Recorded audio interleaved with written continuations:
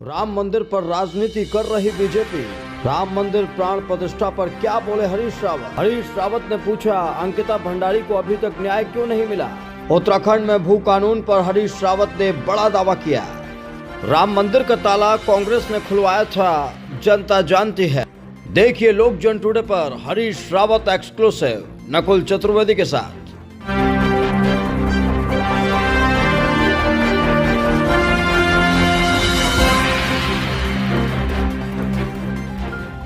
नमस्कार, लोक जन टुडे देख रहे हैं आप और आपके साथ मैं हूं नकुल चतुर्वेदी।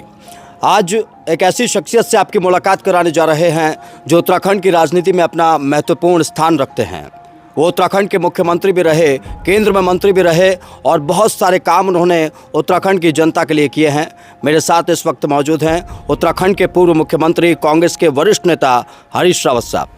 रावत जी, बहुत बहुत स्वागत है आपका। बहुत धन्यवाद। रावत साहब, उत्तराखंड की राजनीति में बहुत महत्वपूर्ण स्थान रखते हैं। जिस तरीके से इन्होंने उत्तराखंड की जनता के लिए कार्य किया है वो भी जनता ने देखा है, लेकिन आज जब कांग्रेस विपक्ष में है तो उसके सामने क्या क्या चुनौतियां सामने आ रही हैं, इन तमाम मुद्दों पर आज हरीश जी से बात करेंगे। रावत जी, आज आप विपक्ष में हैं, एक लंबा समय आप लोगों को उत्तराखंड में बीतता जा रहा है, उत्तराखंड में भी और केंद्र में भी। क्या समस्याएं आ रही हैं जिनसे लगातार आपको दो चार होना पड़ रहा है? देखिए, हमारे सामने चुनौती तो सबसे बड़ी ये है कि हमको अपोजिशन के रूप में अपने कर्तव्य को पूरी शक्ति से पूरा करना है, क्योंकि अपोजिशन का धर्म है टू अपोज द गवर्नमेंट, लोकतंत्र के अंदर, संसदीय लोकतंत्र में, टू डिपोज द गवर्नमेंट और टू प्रपोज द गवर्नमेंट। तो इस समय हमको जो आज की सत्ता है उसको डिपोज करना है और उसके लिए प्रारंभिक आवश्यकता है कि हम उन सारे मुद्दों पर जहाँ पर आज की सरकार फेल हो रही है, जहाँ आज की सरकार जनता की आकांक्षाओं के अनुरूप आचरण नहीं कर पा रही है, हम उसको अपोज करें, पूरी शक्ति से करें। हम वही काम कर रहे हैं और पूरी शक्ति से कर रहे हैं और हमें उम्मीद है इस बात की कि हम जब लोकसभा का चुनाव आएगा तो हम इस सरकार को डिपोज करने में भी सफल होंगे और उसके बाद हम इंडिया गठबंधन की सरकार बनाने में भी सफल होंगे। रावत साहब, मौजूदा दौर की अगर बात की जाए तो मौजूदा दौर में राजनीति मुद्दों पर हो ही नहीं रही है। धर्म के नाम पर आप देखेंगे सोशल मीडिया भरा हुआ है, टीवी चैनल्स भरे हुए हैं। कौन कौन से ऐसे मुद्दे हैं उत्तराखंड में जो उठाए जाने चाहिए, बतौर विपक्ष आप उठा भी रहे हैं लेकिन वो सामने नहीं आ पा रहे हैं, और जो मौजूदा दौर में जनता की समस्याएं, उत्तराखंड की जनता की, क्या देख पा रहे हैं आप? देखिए, मेरा अनुभव ये कहता है कि अनंतो गत्वा जो जनता के बुनियादी सवाल होते हैं उन्हीं पर निर्णय होता है। हम पिछले चुनावों को भी देखते हैं तो भावना के प्रश्न पर एक दो बार निर्णय हुआ है। अधिकांश बार देश की जनता ने बहुत सुविचारित तरीके से, चाहे वो राज्यों के चुनाव हों, चाहे केंद्र के चुनाव हों, राज्य के सम्मुख क्या प्रश्न हैं या देश के सम्मुख क्या प्रश्न हैं, उन पर निर्णय लिया है। भाजपा कोशिश कर रही है इस बात की कि जो जनता के वास्तविक मुद्दे हैं, देश के सामने जो वास्तविक चुनौतियां हैं, उन चुनौतियों पर चुनाव ना आ पाए और इसलिए वो कुछ इस तरीके की राजनीति कर रही है ताकि उस राजनीति में एक आड़ ले करके वो अपने को जवाबदेही से बचा सकें और चुनाव का में फ़ायदा उठा सकें।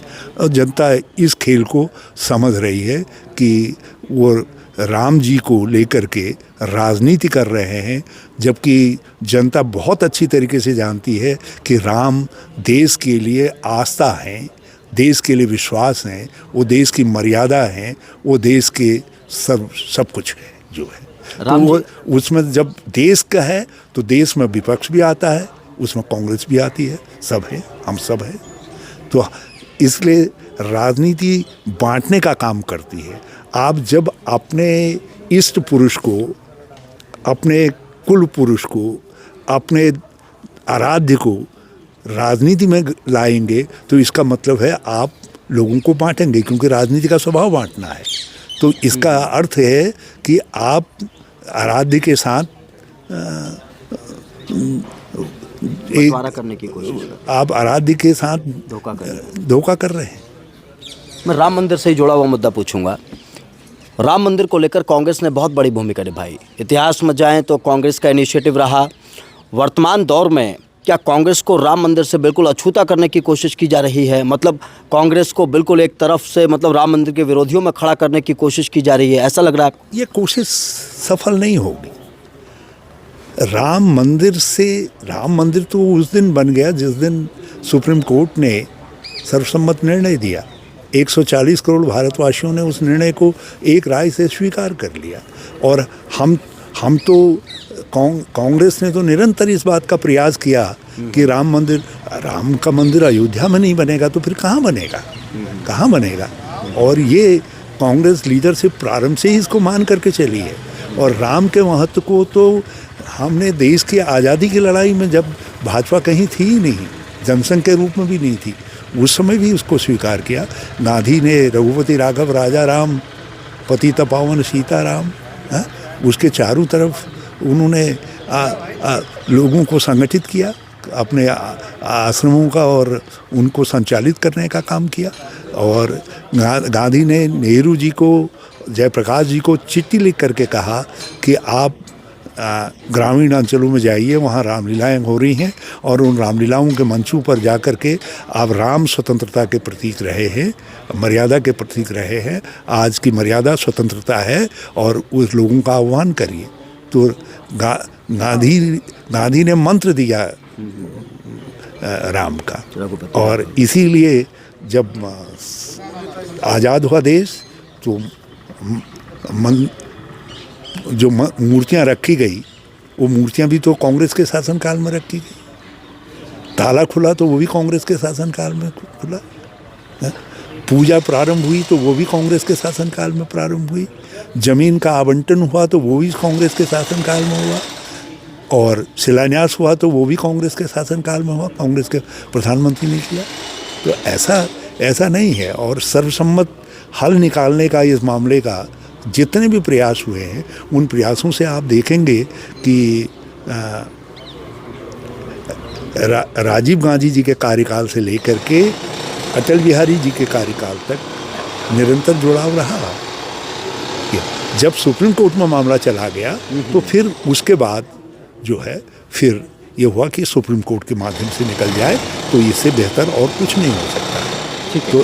तो इसलिए कांग्रेस ने हमेशा इस समस्या के राम की गरिमा के अनुरूप जो होना चाहिए था, जो सारा देश का जनमानस चाहता था, जो लोगों के करोड़ों भारतवासियों की भावना थी, उसके अनुरूप इसका समस्या का समाधान करने का प्रयास किया है। और आज यदि राम मंदिर में विग्रह की स्थापना हो रही है तो हम खुश हैं, हमें प्रसन्नता है इस बात की। लेकिन सवाल केवल इतना है कि आप उस अवसर पर जाने, 22 तारीख को जाने न जाने का प्रश्न है। उस प्रश्न पर हमारा मानना ये है कि ये काम यदि सर्वसम्मत सबको खड़ा करना था तो उसके लिए आवश्यक था कि राजनीतिक व्यक्तित्व के बजाय जो है महामहिम राष्ट्रपति से करवा लिया जाता, महामहिम हमारे परम आदरणीय शंकराचार्यों से करवा लिया जाता, अखाड़ा परिषद के राष्ट्रीय अध्यक्ष से करवा लिया जाता, किसी से ऐसे से करवा लिया जाता जिसके बगल पर, प्रधानमंत्री के बगल पर विपक्ष के नेता भी खड़े हो सकते, चाहे राज्य के हों, उत्तर प्रदेश के हों या देश के हों, जो है वो भी खड़े हो सके, ताकि यह आभास जाता कि सारा देश एकमत होकर के राम जी की मूर्ति की प्राण प्रतिष्ठा में खड़ा है, साथ खड़ा है। लेकिन जब आपने एक पार्टी के मुख्य चुनाव प्रचारक को ये एक दायित्व सौंप दिया और उनके बगल पर आपने उनके संचालक आरएसएस के प्रमुख को खड़ा कर दिया, तो फिर वहाँ चुनाव काल में आप कैसे अपेक्षा करते हैं कि दूसरी पार्टियां जो जिनको कल चुनाव में उनका विरोध करना है वो उनके बगल में आकर के खड़ी हो जाएंगी या उस प्राण प्रतिष्ठा में जाकर के वहाँ सम्मिलित हो जाए। लेकिन प्राण प्रतिष्ठा का अर्थ ये थोड़ी है कि हम मंदिर में नहीं जाएंगे, हम मंदिर में जाएंगे। कांग्रेस के लोग अब भी जा रहे हैं, आगे भी जाएंगे, हमारे महामंत्रीगण गए हैं, हमारे प्रदेश अध्यक्ष गए हैं, आगे जाने वाले दिनों में हमारे राष्ट्रीय नेतृत्व भी जाएगा, हम लोग भी जाएंगे, राम जी के दर्शन करेंगे, दूसरी पार्टियों के नेतागण भी जाएंगे। उत्तराखंड पर आता हूँ मैं, राम मंदिर की बात हम कर रहे हैं। बेटी बचाओ बेटी पढ़ाओ का नारा बीजेपी ने दिया, बहुत बड़े बड़े नारे दिए गए। उन नारों की हवा निकलती हुई मैंने देखी उत्तराखंड में जब अंकिता भंडारी जैसी बेटी को नहर में मार दिया गया, बुलडोजर चलाया गया। मतलब क्या आपको क्या लग रहा है इस पर? हाँ, उन्होंने दो महत्वपूर्ण बातें कही हैं। एक बात तो उन्होंने कहा कि ये बुलडोजर चलाने वाले लोग कौन थे, उन्होंने तो नाम लेकर के कहा है। और अब तो गवाह ने भी कह दिया नाम लेकर के कि भाई इनके आदेश पर जो है मैंने बुलडोजर चलाया था करके। और साक्ष्य नष्ट करना आपराधिक कृत्य है। वो क्यों नहीं एफआईआर का हिस्सा बने हैं, मुझे आश्चर्य है। दूसरी बात जो उनकी माता जी ने भी कहा, उनके पिताजी ने भी पुलिस प्रशासन को लिख करके दिया है, शायद जिलाधिकारी को लिख करके दिया है, जिसमें उन्होंने कहा है कि एक भाजपा और आरएसएस के शीर्षस्थ नेता वो वीआईपी के तौर पर थे, उनका नाम लेकर के कहा है। तो न्याय के हित में इस तथ्य की एसआईटी को जांच सौंपी जानी चाहिए। बिना जांच के ये मान लेना कि कोई था ही नहीं वीआईपी, ये लीपापोती है और ये लीपापोती स्वीकार नहीं हो सकती। यदि उनके माँ का करुणाक्रंदन सुनने के बाद जो है कोई भी उत्तराखंड वासी इस बात को ग्रहण करने के लिए तैयार नहीं हुआ। हैरानी की बात यह है रावत साहब, 1 साल बीत चुका है अंकिता भंडारी हत्याकांड को। 1 साल में ना तो वीवीआईपी का नाम पुलिस से एसआईटी पता लगा पाई, न सरकार ने उसका नाम उजागर किया, न बुलडोजर चलाने वालों के खिलाफ आपने कहा एफआईआर में नाम नहीं है। अब उसकी माँ के पास जो नाम आया है वीवीआईपी का नाम और बुलडोजर चलाने की अनुमति देने का नाम, ये उसकी माँ के पास कहाँ से पहुँचा हो? जिसकी बेटी मरी है उनके साथ बहुत सारे लोगों की सहानुभूति होती है। और फिर गवाह ने तो कोर्ट में कहा है कि किसके कहने पर हमने बुलडोजर चलाया। आगे एक साक्ष्य मौजूद है जो गवाही के रूप में कोर्ट में है, और जो नाम के रूप में है उसमें अंकिता ने स्वयं अपने उसमें कहा है कि एक वीआईपी आने वाला है जिसको विशेष सेवा देने के लिए मुझको बाध्य किया जा रहा है और इसीलिए उसकी जान ली गई। तो ये सर्कमस्टेंशियल एविडेंस है जिसको कोर्ट को इग्नोर नहीं करना चाहिए। और मैं समझता हूँ इन्वेस्टिगेशन को भी इग्नोर नहीं करना चाहिए था। और मुख्यमंत्री जी यदि एक स्वच्छ इन्वेस्टिगेशन के साथ चाहते हैं तो उनको जो है इस मामले इन दोनों प्रसंगों पर जो है पुलिस को फिर से कहना चाहिए कि नए सिरे से वो जांच करें और चार्जशीट दाखिल करें। कांग्रेस की भूमिका मैं देख रहा हूँ बहुत, मतलब आप लोग बतौर विपक्ष अंकिता को इंसाफ दिलाने के लिए आप लोग सड़कों पर आंदोलन नहीं करते हुए दिखाई दे रहे, कोई आवाज़ नहीं उठाता हुआ दिखाई दे रहा आपका कांग्रेस का कोई बड़ा नेता। ऐसे कैसे आप लोग वापसी कर पाए? ऐसा नहीं है। निरंतर कांग्रेस के लोग संघर्ष कर रहे हैं, यात्राएं निकाली भी गई हैं, अभी और यात्रा निकाल रहे हैं। बल्कि कल ही एक ऐसी यात्रा में हाथी बड़कला से लेकर के नाधी पार्क तक मैं भी भाग लेने जा रहा हूँ जो है, और निरंतर सारे राज्यव्यापी वो निकाला जा रहा है। अंकिता हमारे लिए हमारी बेटियों के साथ निरंतर जो अत्याचार हो रहा है, उत्तराखंड में ऐसी अत्याचार की घटनाएं बहुत हुई हैं, तो अंकिता उसका प्रतीक है और हम इस लड़ाई को यूं ही नहीं छोड़ेंगे। सर, उत्तराखंड में भू कानून लाने की बात हो रही है, कितना सही मानते हैं आप इस भू कानून को?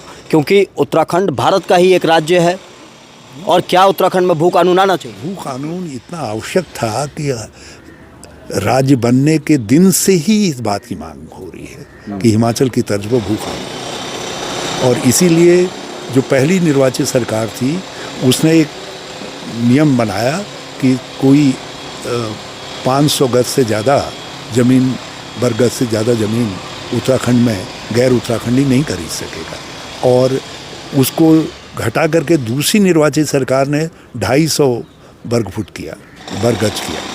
और ये तो भाजपा की ही सरकार थी जिसने इसके विषय में सारे कानून हटा दिए जो कानून थे और उसको शिथिल कर दिया। जो हमारा पूजा एक्ट था या जो एक्ट इस भू कानून को लेकर के था, उसमें ऐसे संशोधन किए जिसके जरिए कोई उत्तराखंड के अंदर कितनी ज़मीन चाहे ले ले। पहले एक प्रतिबंध था कि यदि जिस उद्देश्य से आपको ज़मीन आवंटित की जाती है उसको आप पूरा नहीं करेंगे तो आपकी ज़मीन सरकार में वापस हो जाएगी। इन्होंने उसको भी वापस ले लिया। हमारी सरकार ने कुछ एरियाज़ को नोटिफाई घोषित किया था कि वहाँ कोई ज़मीन नहीं खरीदी जा सकेगी, उनको इन्होंने डी नोटिफाइड कर दिया।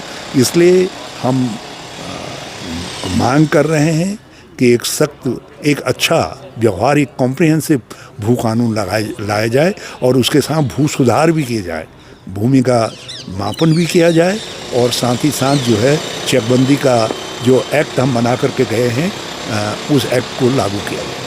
सर, बहुत सारी चीज़ें हमने देखी। कांग्रेस जब सत्ता में थी तो कांग्रेस ने ध्यान नहीं दिया बहुत सारी चीज़ों के ऊपर, भू कानून की बात करें या फिर और तमाम अन्य मुद्दों की बात करें। कांग्रेस ने किया, मैंने तो आपको बताया, वो हमने कई निर्णय किए भूमि को लेकर के, जो है भूमि सुधारों को लेकर के। चकबंदी का कानून भी हम बना करके गए जो है। और हम केवल एक काम नहीं कर पाए, वो है भूमि की पड़ताल करने का, जो है नाप करने का, और वो काम जो है ये नई सरकार कर सकती है। बाकी जो अमेंडमेंट इन्होंने किए हैं, हम वो चाहते हैं उन अमेंडमेंट्स को ये सुधारे, फिर से जो है पूर्वत जो है जो कानून था और जिस तरीके के नियम थे वो लागू किए जाए। भू कानून, हमारी ज़मीनें यूँ ही नहीं बिकनी चाहिए, क्योंकि ज़मीन के साथ राज्य की संस्कृति और अस्मिता का सवाल जुड़ा हुआ है। एक आखिरी सवाल सर, 2024 चुनाव आ रहा है, बीजेपी ने अपनी तैयारियां मंदिर के जरिए कर ली हैं, कांग्रेस क्या करने जा रही है? क्योंकि आप केंद्र में भी रहे हैं मंत्री और प्रदेश में भी रहे हैं, क्या कांग्रेस की स्थिति आपको समझ में आ रही है 2024 के चुनाव में? जो भी पार्टी आस्था के प्रश्न को या दूसरे प्रश्नों को लेकर के चुनाव में जाएगी, जनता उसको दुत्कारेगी, क्योंकि लोग किसी भी तौर पर नहीं चाहेंगे कि देश की सामूहिक आस्था का बंटवारा हो, सामूहिक विश्वास का बंटवारा हो, सामूहिक मर्यादा का बंटवारा हो। भाजपा बंटवारे की कोशिश कर रही है, इसलिए भाजपा मुंह की खाएगी और इसका हमें पूरा विश्वास है। और हम महंगाई, बेरोजगारी, बढ़ते हुए भ्रष्टाचार, गरीब अमीर के बीच की बढ़ती हुई खाई, महिलाओं पर जो बढ़ता हुआ अत्याचार है, दलितों पर बढ़ता हुआ अत्याचार है, पिछड़े वर्ग की जो निरंतर उपेक्षा हो रही है, और भी बहुत सारे ऐसे जनमानस के सवाल हैं। इन सवालों पर ही चुनाव के मैदान में जाएंगे और इनको हम निरंतर उठा रहे हैं और आगे भी उठाते रहेंगे। बहुत शुक्रिया हरीश रावत जी। तो मेरे साथ थे उत्तराखंड के पूर्व मुख्यमंत्री, कांग्रेस के वरिष्ठ नेता हरीश रावत साहब। अनेकों मुद्दों पर बेबाक तरीके से उन्होंने बात की है और सवालों के जवाब दिए हैं। इस इंटरव्यू में हमने उत्तराखंड से जुड़े हर मुद्दे पर उनसे सवाल किया है। ये इंटरव्यू आपको कैसा लगा? इस दौरान किए गए सवालों पर आप क्या सोचते हैं? कमेंट बॉक्स में अपनी प्रतिक्रिया दें। राम मंदिर पर राजनीति कर रही बीजेपी, राम मंदिर प्राण प्रतिष्ठा पर क्या बोले हरीश रावत? हरीश रावत ने पूछा, अंकिता भंडारी को अभी तक न्याय क्यों नहीं मिला? उत्तराखंड में भू कानून पर हरीश रावत ने बड़ा दावा किया। राम मंदिर का ताला कांग्रेस ने खुलवाया था, जनता जानती है। देखिए लोक जन टुडे पर हरीश रावत एक्सक्लूसिव नकुल चतुर्वेदी के साथ।